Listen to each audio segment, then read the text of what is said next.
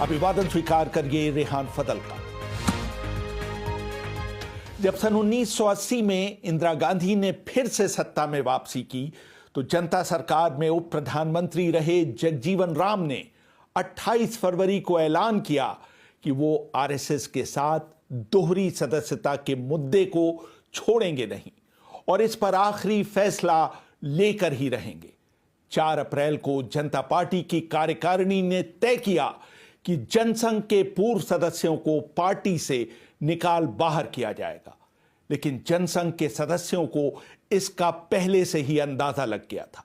किंशुक नाग अपनी किताब the saffron tied the rise of the BJP में लिखते हैं 5 और 6 अप्रैल 1980 को जनता पार्टी के जनसंघ घटक ने दिल्ली के फिरोज शाह स्टेडियम में बैठक की, जिसमें करीब 3000 सदस्यों ने भाग लिया और यहीं भारतीय जनता पार्टी की स्थापना की घोषणा की गई। अटल बिहारी वाजपेयी को पार्टी का अध्यक्ष बनाया गया, जबकि लाल कृष्ण आडवाणी को सूरजभान और सिकंदर बख्त के साथ पार्टी का महासचिव बनाया गया।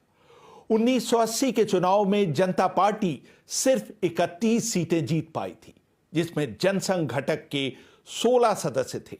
इन सभी ने राज्यसभा के 14 सदस्यों, 5 पूर्व कैबिनेट मंत्रियों, 8 पूर्व राज्य मंत्रियों और 6 पूर्व मुख्यमंत्रियों के साथ नई पार्टी में शामिल होने का फैसला किया।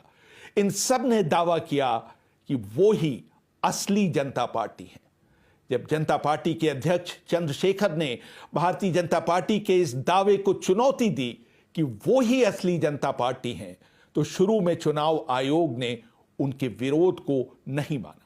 उन्होंने भारतीय जनता पार्टी को सीधे राष्ट्रीय पार्टी का दर्जा देते हुए जनता पार्टी के चुनाव चिन्ह हलधर को कुछ समय के लिए फ्रीज कर दिया।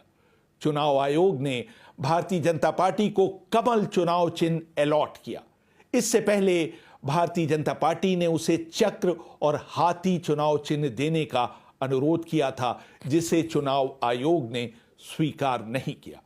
चंद्रशेखर ने चुनाव आयोग से चुनाव चिन्ह फ्रीज किए जाने के फैसले की समीक्षा करने का अनुरोध किया।